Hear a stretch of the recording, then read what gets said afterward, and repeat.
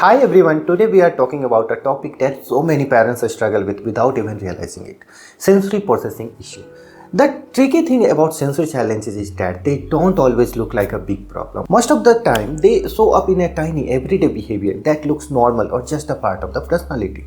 A little sensitivity here, a little hyperactivity there, a little not listening moment somewhere else. But when you put all these tiny things together, they start telling you a very clear story. So in this video, I want you to walk through the early signs of sensory processing issue that parents usually miss. I will explain why these signs appear, how they affect the daily routine, and what you can do at home and when you should think about reaching out for the support.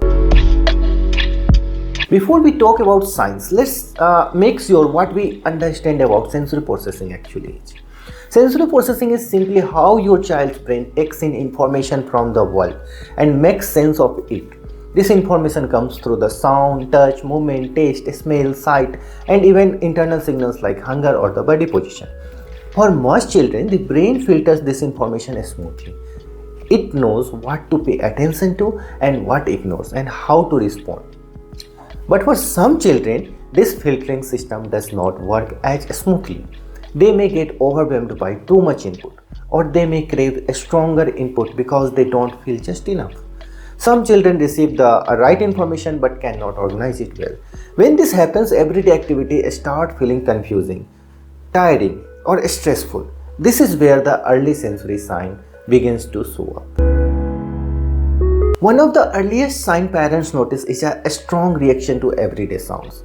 A child might cry suddenly when the mixer runs, or get scared when a door closes, or cover their ears when someone drops a spoon. Parents usually think the child is just sensitive, but this kind of reaction happens because the brain is receiving sound as something much louder or much threatening than it actually is. It feels overwhelming, so the child reacts strongly. On the other hand, some children show the exact opposite behavior. They don't react at all when someone calls their name. Even their hearing is perfectly normal. Parents sometimes worry about a speech delay or thinks the child is ignoring them, but sometimes the brain is not processing the sound quickly enough, so the child simply doesn't register it. Another early sign is sensitivity to touch.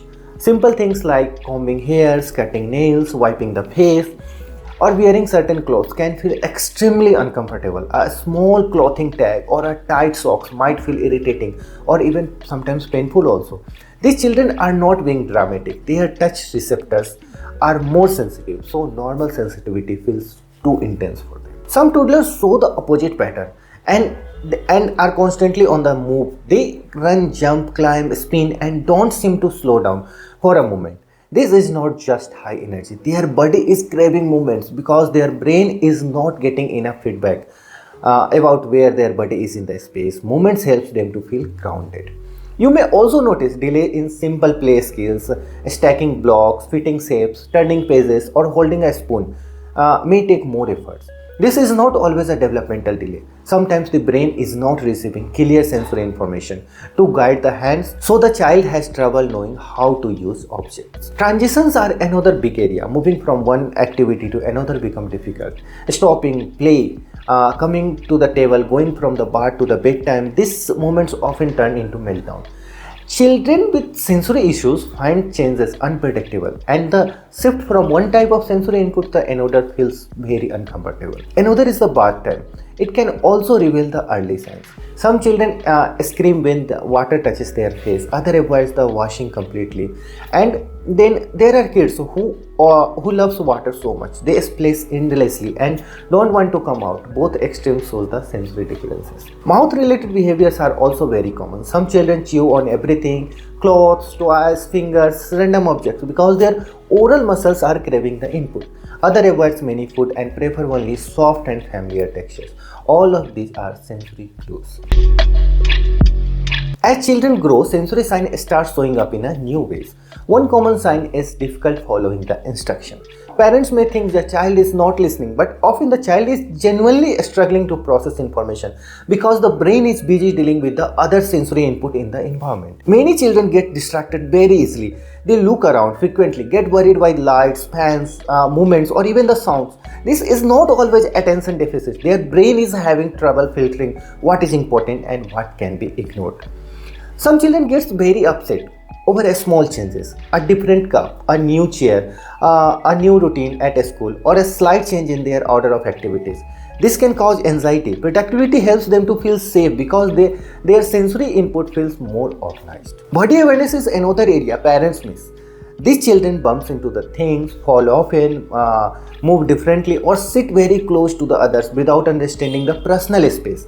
They are not clumsy on purpose. Their brain is not clearly sensing where their body are in the space. Touch sensitivity also becomes more visual. A gentle pat from a teacher or being in a busy environment can feel uncomfortable. These children might avoid physical contact without understanding why. Clothing continues to be a challenge for many preschoolers. They may refuse jeans, complain about the tight socks, shoes, or constantly remove the socks. This is not stubborn behavior. Their nervous system is reacting strongly to texture and pressure. Emotional outbursts are often another sign. Parents often feel the meltdown came out of nowhere, but usually it builds up slowly from sensory overload. The child reaches a point where the brain cannot handle more input and they react emotionally.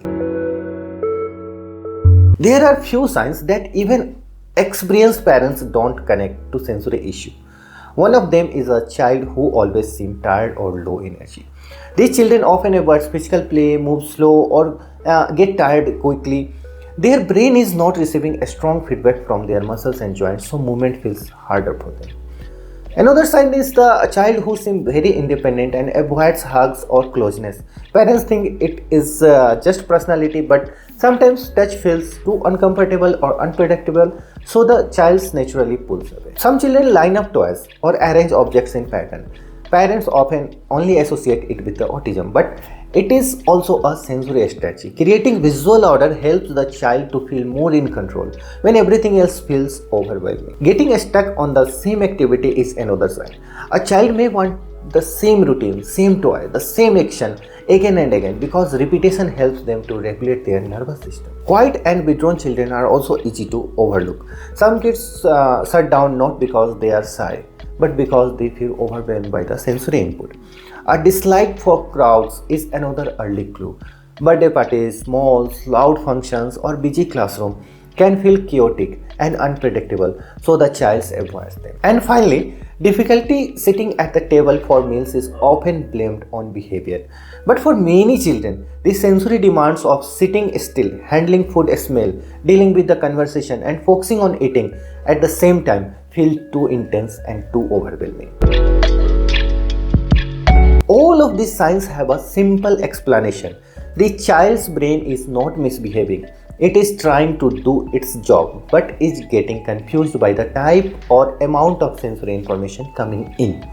Some brains get overwhelmed, some don't get enough input, some receive the right input but don't organize it well. That is why children either avoid, seek, or react strongly to the everyday sensations.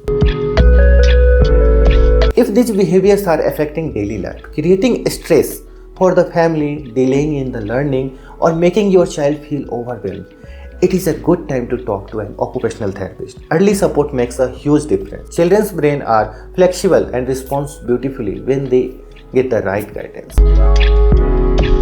There are small steps that can help your child to feel more comfortable. You can create a calming corner at home where the child can decompress. Deep pressure hugs, if your child enjoys them, are very soothing, very calming. Simple heavy work activities like pushing a pillow, carrying a small items, or playing tug of war helps to regulate the body. Soft lighting, predictable routine, and sensory breaks during the day can make a big difference. Every child experiences the world in their own way. Sensory differences are common and nothing to be afraid of.